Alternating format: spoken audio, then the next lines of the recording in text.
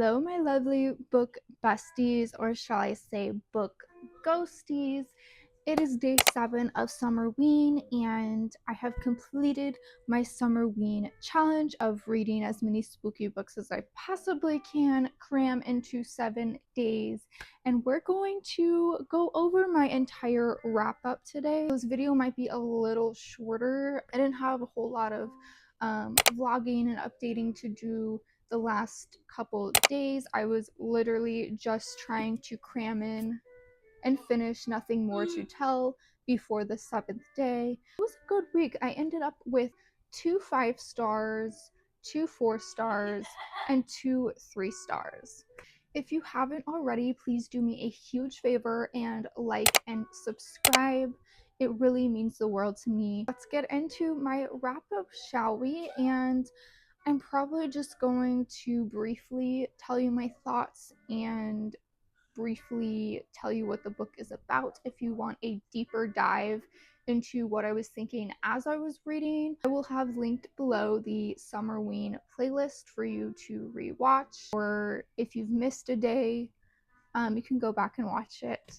So I'm going to start out with Slathbogs Gold by M.L. Foreign. I'm going to put it here because I did return the book to my friend, and that wasn't really a book I had on my, so to speak, Summerween TBR, but I did want to get that read and complete to give it back to my neighbor, and she was so kind to lend it to me and recommended the series to me.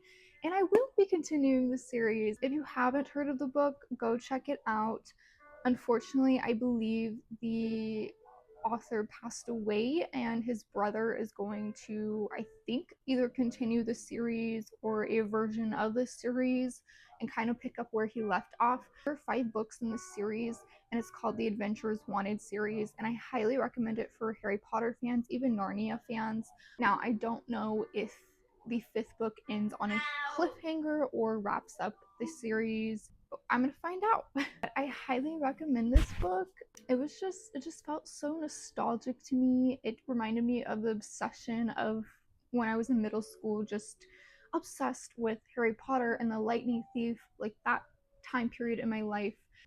It was just such a breath of fresh air to go back and read something that just reminds me so much of Harry Potter, and I enjoyed it so much. I can't recommend it enough.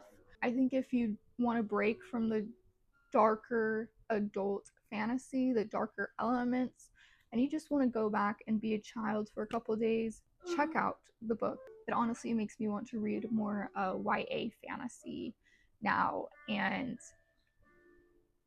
it was just a fun book. I felt like I was on the adventure with them, and the ending was just so bittersweet. Kind of like Harry Potter, Alex has to say goodbye and return home.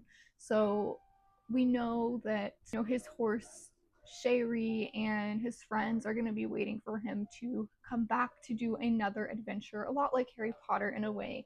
So the ending was just so bittersweet, and we got a little tidbit of information on his parents, which I've been wondering the entire book. Were Alex's parents magical too, and just waiting for more information on his parents. In the last chapter, we finally get just a little bit of information to still keep us on our toes and wanting more. So briefly, this book is about 15-year-old Alex, and he comes across a sign that says Adventurers Wanted outside of a bookshop, and apparently he's the only one that can see the sign, and he goes inside the bookshop to investigate, and he gets offered an opportunity to become an adventurer and be the 8th adventure. They're looking for an 8th adventurer to join their group and fight off an evil red dragon named Slathbog, who has been robbing cities and tearing down cities, done a lot of death and thieving, and they are going to slay this dragon and steal his treasure. It is just so fun. I mean, there's elves in this book, there's dwarves. We even go to the dwarf city. We have to fight off wraiths, troll, bandits, They even visit the Oracle at the White Tower to get some guidance. Like, it's just such an adventure. Literally, it is what the title says. I mean, this book takes you on an adventure and it does not stop. In every chapter, something is happening, something is going on. A lot like Harry Potter in a way. We find out that Alex is also a wizard, so you can see the similarities when he goes through the bookshop into their land. And let's say he can stay as long as he wants, and he will age there a lot like Narnia, but then when he returns home he'll be 15 years old again as if no time has passed, kind of a lot like Narnia. I highly recommend this book. This book made me laugh, this book made me smile, cry even. I was sad to see him have to return home, but I'm just so excited for book 2, and I highly recommend checking out this book. It is an older book. It did come out in 2011, so I'm not really sure if there was ever hype on this book because I wasn't really watching booktube back then, so no clue if anyone hyped this book up. Clue if y'all have read it, but if you haven't, go check it out. It makes me want to really just go back in time and read more of like 2008, 2010 books. And then Gothikana was my other 5-star. I absolutely love this. I flew through this. I ate this up. This makes me want to read more dark romance, more gothic romance. I absolutely loved this book, and I am seeing a lot of hate on this book on YouTube, but you know, to each their own. But for me, I enjoyed this book. I want a physical copy just so I can reread it and annotate it. And I am definitely going to check out her other books. I really had no clue what to expect going into this because I did not read the synopsis, so everything was just a big surprise for me. If you're a fan of the Addams family, in particular Wednesday Addams, even the Wednesday Addams show on Netflix, if you love Dracula, if you love a darker MMC that's very possessive and kind of controlling, but you know, under all that has a softer side and is very protective and will do anything for her, this is your book. And this is a student teacher forbidden romance, which I had no clue going into. This is set at a Gothic castle at a university on top of a mountain. In a way, there are spookier elements to this book, like villagers claim the castle is haunted, students have died there, students have committed suicide. There's a woods beside the castle that a lot of spooky, horrible, bad things have happened there. Our FMC, while she's at the university, starts hearing voices and seeing shadows and things like that. This is definitely a romance, but in a way there were some spookier moments that I was honestly a little freaked out by. I mean, this is the perfect book for fall time, for Halloween. Can't recommend this enough. Corvina has always lived with her mom her entire life. Her mom's kept her very sheltered. They've been known as sort of the outcast, and there's reasoning behind that. I don't want to spoil it because we find out later more information on her mom and why she is the way she is and why she ended up in an institute and all of this, and I don't want to spoil that for you if you haven't read the book yet. So she's been known as this outcast. Her mom gets sent to an institute, and Corvina gets a letter in the mail offering her admission into Varenmore University, and she has no clue who sent it, but she decides to accept, and because she just wants something different in her life. She wants a change of scenery and just a new experience because all she does is spend her free time reading romance novels, and she's obsessed with tarot cards and crystals and all of that. So her and her mother both come across as kind of witchy, and I really like that. I love Corvina. Like, she is so sweet. She's so sweet yet so smart. I love her so much as far as FMCs go. Yeah, she just has a heart of gold. When she arrives at the university, she gets her roommate, and right off the bat, another student warns her, saying, hey, her last roommate threw herself off the tower roof and committed suicide, so just warning you. Already it starts off kind of creepy. At night, she hears this music playing, she's drawn to it, and she wants to go investigate in the middle of the night, okay? And that's where she meets our MMC, Vad. He's playing the piano, and he comes across as kind of a dick. Then when she gets her class schedule, she is in his class and they immediately have a connection. I don't want to say it's instant love, it's just immediate lust and hunger and just want to jump your bones kind of obsession that takes place and then eventually grows into love. But yeah, I mean, the tension is there in this book, the attraction is there. I was rooting for them the whole time. I was like, I can't wait until you actually fall in love and this hunger and passion turns to love. I love them as a couple. I also want to say that Corvina and her mom has violet eyes, and Bad has silver eyes, dark hair, and a white stripe through his hair. Also, Corvina's roommate is Jade, and her old roommate apparently had a hookup with Bad as well, and so people kind of think of him, I guess, as a bad omen. I feel like he's responsible for all the death and spooky things here at the castle. Students wonder if it's because of him that Jade's roommate committed suicide. And honestly, I didn't believe it was a suicide for a minute at all. I just kept wondering, is somebody controlling her? Is she like possessed or under a spell, sort of thing? Anyways, so at the university, it is forbidden to fraternize with your professors outside of class. You cannot have any sort of relationship, romantic, nothing outside of class. It is forbidden. If they see each other, it has to be in secret. And yeah, there's just so much that happens in this book. Corvina's father passed away, and she started hearing a voice in her head, and she named that voice Mo, and the doctors think it's just her way of coping and replacing, her absence of her father. So it wasn't out of ordinary for her to hear a voice already, but when she arrived at the castle, she started hearing multiple voices. And there's more to that, but I'm not going to spoil it. Definitely give this a shot. Again, I gave this 5 stars. I loved it. I was blown away, and I definitely want to read more of this author's work and even possibly reread this and annotate it. It was so good. Now going into our 4 stars.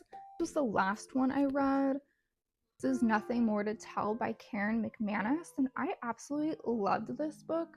It is a YA murder mystery, whodunit kind of thing. If you love Riverdale, even Pretty Little Liars, I feel like you would love this book.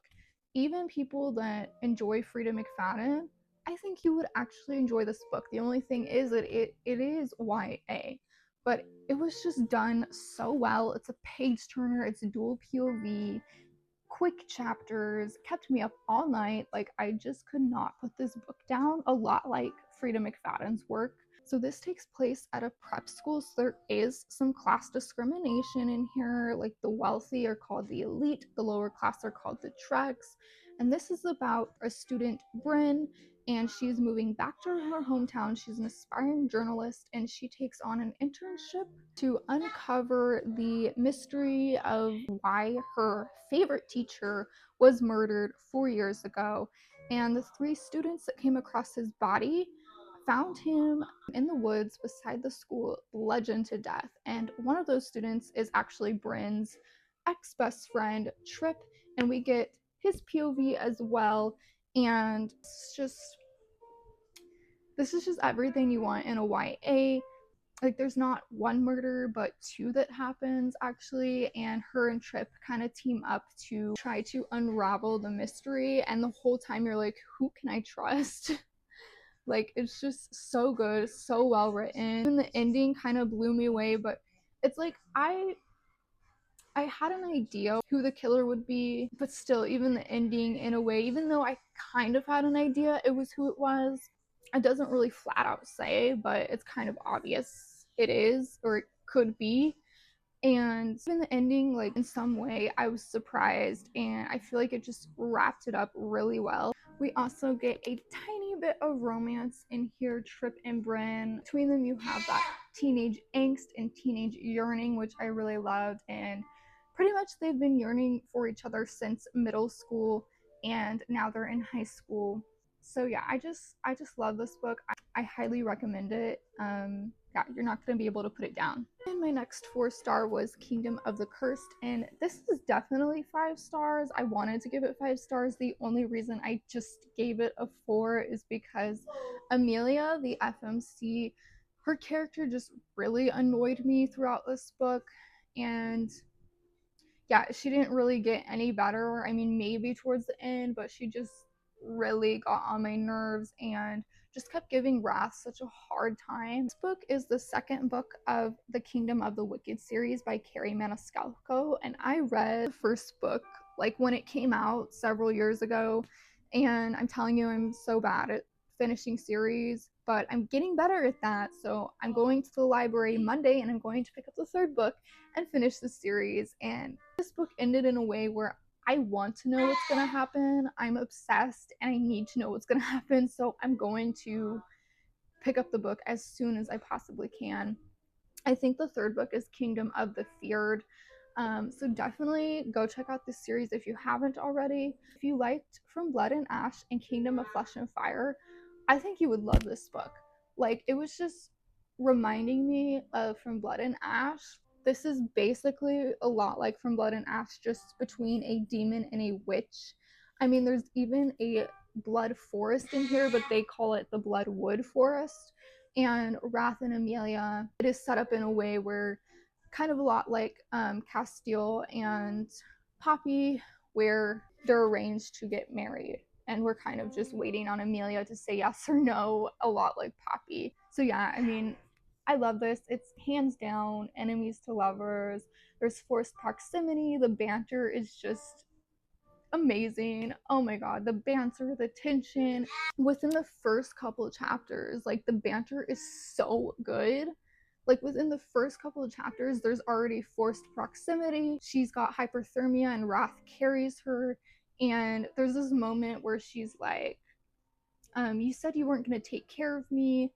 And he says, I think he says kind of to himself, like, I don't think he intended for her to hear it, but she did since she was still semi-conscious. And he says, I lied. Like, it's just so good. Like, within the first 4 chapters, we already have moments between them, tension, ongoing banter, forced proximity, even some spice. This just did not disappoint. I think the first one is YA, and then this one is new adult.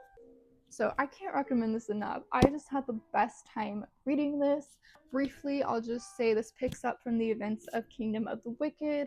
So Amelia made a bargain to marry Pride to avenge her sister because she's still trying to figure out what happened to her sister, who killed her, etc. And she feels like the only way to do that is to marry Pride.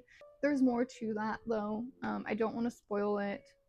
And if Wrath delivers her to Pride, his soul will be free from the underworld. That's kind of what the beginning is about. So that's pretty much the whole plot to our book.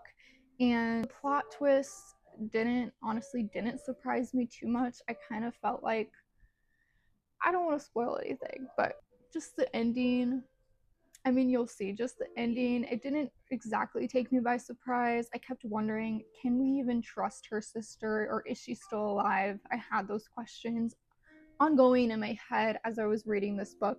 But yeah, I definitely recommend this. I think more people should be talking about this series.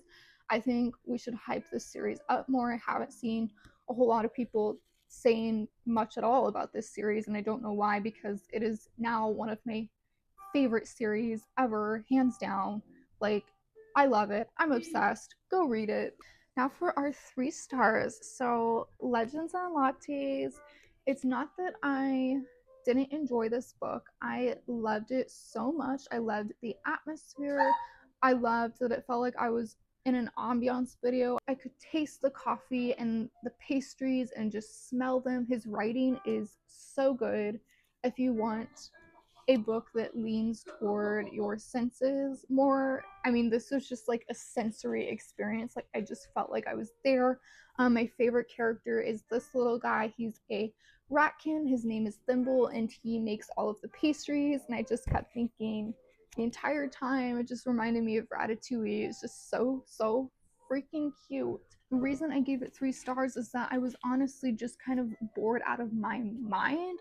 I really enjoyed the story. I enjoyed the vibe, the atmosphere, but I was getting bored, and there were times that I was zoning out just because not a lot is happening. Like, it's literally just about an orc that's on a mission to open up a coffee shop, and she's done fighting and done going to battle.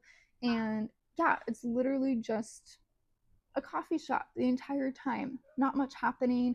There is a kind of a little subplot about a stone that she has taken for herself and supposed to bring good fortune, and then one of her old battle buddies is after it. Yeah, if you just want a good cozy fantasy, not a lot going on, I highly recommend this. I do recommend this book. This is a good book. It's a cozy book, like a warm hug, like a warm pumpkin spice latte on a cold day. That is how this book made me feel. But I just need more going on in my books to give them like a 4 or 5 star. I need more going on. It did not keep my attention the whole time. That's the only reason why I gave this 3 stars. A Study in Drowning is another one I gave 3 stars. A Study in Drowning is another one that I just really wanted to enjoy and didn't end up enjoying it as much as I hoped. I feel like it just let me down, and I'm sorry to say that. I know this is beloved. I know these 2 books are beloved by a lot of people, and I know a lot of you guys gave these books 5 stars, and I'm happy for you. I'm happy it's a favorite book of yours.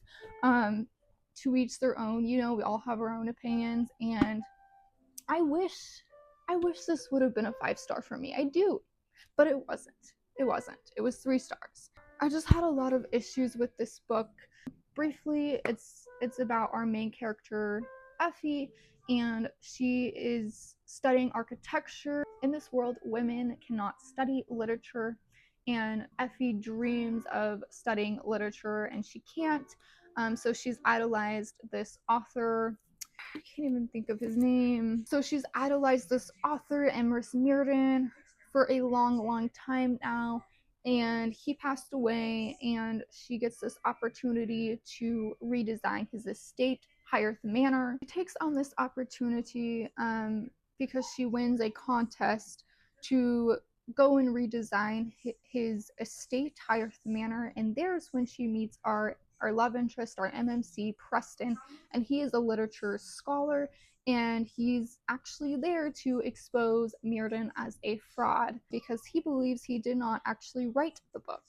I think this is advertised as like enemies to lovers, but to me it was not at all. I feel like the romance was just thrown in there. I feel like it was lacking in areas. I didn't find it quite believable. Like, Preston was the only character I liked, and Garrett, and she wasn't even hardly in this book, but I did enjoy her character a lot.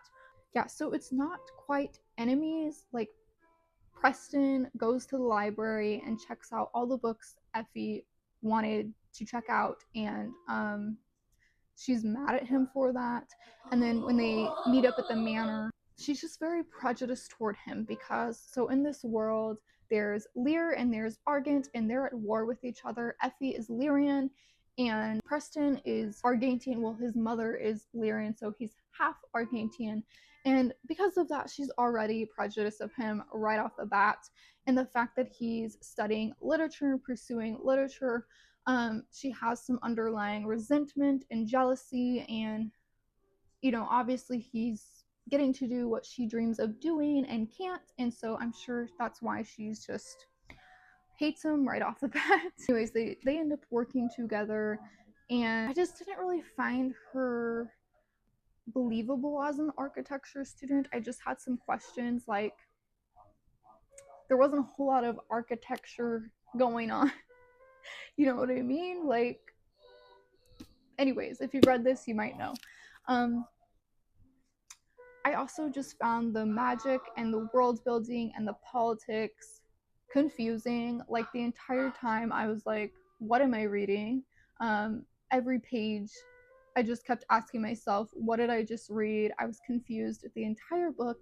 Nothing made sense to me. If you want a dark academia setting with depressing vibes, this is it. Also, Effie does struggle with panic attacks, and this book is very sexist towards women. So that is why I gave this 3 stars. Okay, y'all, that is my wrap up. I'm gonna put everything here so you can see the spread and my entire wrap up for the week. Thank you so much. If this is your first Summerween video you've seen and you haven't seen the rest, I'm going to link the playlist below for you to catch up. Thank you so much for your love and support and kindness, and I will see you in the next video.